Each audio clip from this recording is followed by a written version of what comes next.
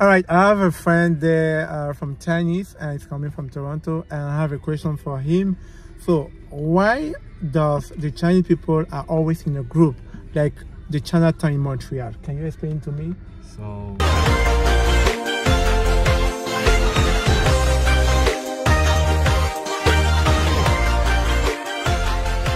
Chinese is, Chinese want to make money, right? Yeah. And maybe they have the same language, and they can make money from another Chinese.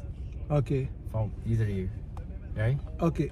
So does that mean that by buying a stuff to another Chinese makes that the money stay in the community? So if you get you're into a new country, so if you wanna make the local people business, you have two questions. So first one is language, right? Yeah. Second one is experience, right? Yeah. So if you just know the Chinese, if some Chinese living here like a couple years, or they already know something, right? Yeah. So you can make money from them. Okay. Right? But do you think that is it an advantage to only buy to a Chinese? Because you said that there's a language barrier, but when doing like that, the guy will not improve his language. He will still continue to speak Chinese instead of speaking French or English. Because I know there's a Chinese there for 10 years, 20 years. They don't know how to speak French or English. Yeah, because Chinese is very proud. So they think China is the best. The Chinese think other people's thinking is different with the Chinese. Okay. So we thinking is different. So because if you're thinking this point, actually I don't think this point. Maybe I think this point. Okay. So Chinese think. So maybe Chinese think they're smart. Yeah. They wanna they only want to make business with Chinese. Well, actually, they want to make business with another people, but they just cannot. So, if I do understand your point of view, they don't care about language. They just know that it's only business. Actually, it's I think so. It's kind of Okay. But do you think that is it easy when a new Chinese come to Canada to have a good integration? Because there's other Chinese that will probably take his hand and show him how to do business or how to have your first, house. Do you think that you guys facilitate the integration to another Chinese? So if doing the business here, I think the maybe 70% Chinese. If they immigration here, they're already rich in China. They're already rich in China. Yeah. So when you guys migrate there, you're already rich in China. If you teach them for do the business, they think that business is so small. Something like that. Okay. So maybe because maybe this person is rich, also this person is rich, right? They can talk in the big business, right? Does that mean that you are rich? I'm not. Yeah. I'm not. But I also noticed that there's many Chinese doing the grocery. They love doing grocery everywhere. Oh, it's grocery. Yeah. It's like the Indian people like to drive the taxi, right? Yeah. Yeah, because Chinese food is different. So like me, I don't like the French food. I like Chinese food. So if you want to cook the Chinese food, you need a lot of things to do, right? And you need how to say that?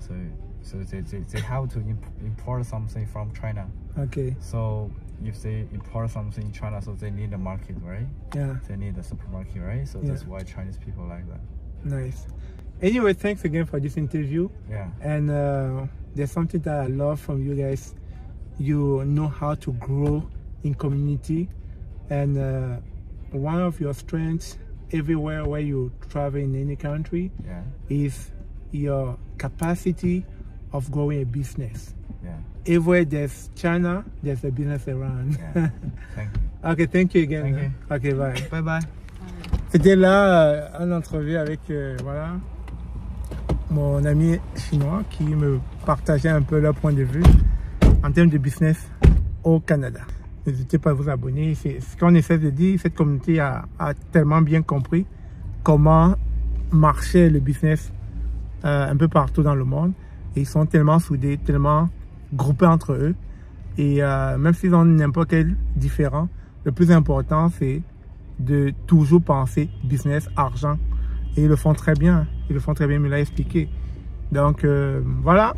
C'était ça. C'était ce partage que je voulais, voilà, clairement, d'un Chinois, vous partager afin que ça ne vienne pas de nos bouches, ça ne vienne pas de quelqu'un qui parle juste pour parler, afin que vous puissiez, voilà, avoir un bon retour d'expérience d'un Chinois même qui vient dire, voilà, c'est comme ça. Partout où on va, on établit notre mode de fonctionnement, on crée un channel tant, on est entre nous et on achète entre nous, on fait tourner l'argent entre nous et ce n'est que comme cela que voilà, on peut faire grossir la business de X ou Y, quoi. C'est-à-dire on peut continuer à faire évoluer la business d'un des nôtres et c'est ça qui nous manque pour la plupart à d'autres peuples africains, etc. C'est ça qui nous manque, à pouvoir comprendre que si on ne s'entraide pas entre nous, on ne pourra pas évoluer. C'est comme ça que les Chinois sont, je dirais, au numéro 1 dans l'économie mondiale. Parce qu'ils ont su s'imposer en matière de business partout où ils vont.